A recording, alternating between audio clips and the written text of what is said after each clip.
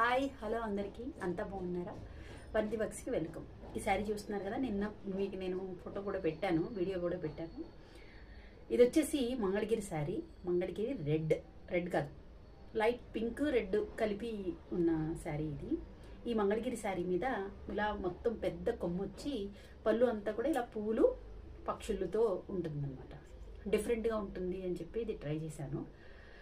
పువ్వులు మరీ ఎక్కువ వేస్తే ఏంటంటే కొమ్మే అందం, ఇక్కడ పువ్వులు కాదు, కొమ్మ మీద ఉన్న పక్షులు అలా ఒక బంచ్ కింద అందంగా రావాలి అనే ఒక కాన్సెప్ట్ తోటి పువ్వులే వేయాలంటే మనం చాలా వాటిలో చాలా పూలు వేసాను. మొన్న కూడా శంకు పూలు వేసాను కదా, ఇది వచ్చేసి ఈ కొమ్మనే హైలైట్ చేయాలన్న ఉద్దేశంతో చేసిందనమాట. సరే, మీ అందరికి ఒక సర్ప్రైజ్ ఏంటంటే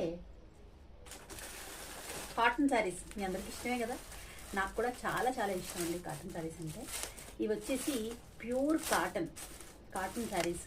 ఇవి మనకి మంగళగిరి శారీస్ తోటి పోటీ పడేంత కాటన్ అనమాట ఇది. అలానే మంగళగిరి కాటన్ కాదు, ఇది వచ్చేసి కేరళ కాటన్ అండి. మీకు విత్ బ్లౌజ్ వస్తుంది కలంకారీ స్టైల్లో ఇలా. ఇది వచ్చేసి వైట్, ప్యూర్ వైట్. నిజంగా చెప్పాలంటే ఎంత బాగుందంటే నేను అనిపిస్తుంది అనమాట, అంత బాగుంది. ప్యూర్ ఉంది. ఇది వచ్చేసి మనకి ఒంటికి అలా హత్తుకుపోతుంది అనమాట. దీని మీద డిజైన్ వేయించుకుంటే ఇంకా బాగుంటుందండి. నేను ఆల్రెడీ మీకు రెండు పెట్టాను, ఒకటి క్రీమ్ కలర్ ఒకటి స్కై బ్లూ ఒకటి. అలానే ఇది కూడా. ఈ శారీస్ వచ్చేసి చాలా బాగున్నాయండి. మీకు ఎవరికైనా ఇంట్రెస్ట్ ఉంటే కనుక నాకు మెసేజ్ చేయండి, నేను బుక్ చేస్తాను. ఇంకా శారీస్ ఉన్నాయి. ఇది మీరు వైట్ చూసారు కదా, ప్యూర్ వైట్. ఇదిగోండి, ఇది వచ్చేసి బ్లాక్ శారీ అండి. బ్లాక్ కాటన్, ప్యూర్ కాటన్ అండి. నిజంగా ఇక్కడ ఎలాంటి బలా స్మూత్గా జరిగిపోతుంది చెయ్యి. ఇది బ్లాక్ వైట్ కాంబినేషన్లో వచ్చిన విత్ బ్లౌజ్ అండి. దీనికి విత్ బ్లౌజ్ ఉంటుంది. అలానే ఇంకో కలర్ చూపిస్తాను.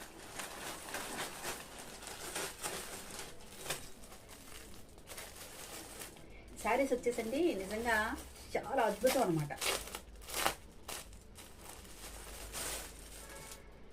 ఇది లైట్ పింక్ అండి, లైట్ పింక్ షేడ్. మరి మీకు ఎలా కనిపిస్తుందో నాకు తెలియదు కానీ బేబీ పింక్ అంటాం కదా, ఆ పింక్కి అదే షేడ్తో వచ్చిన బ్లౌజ్.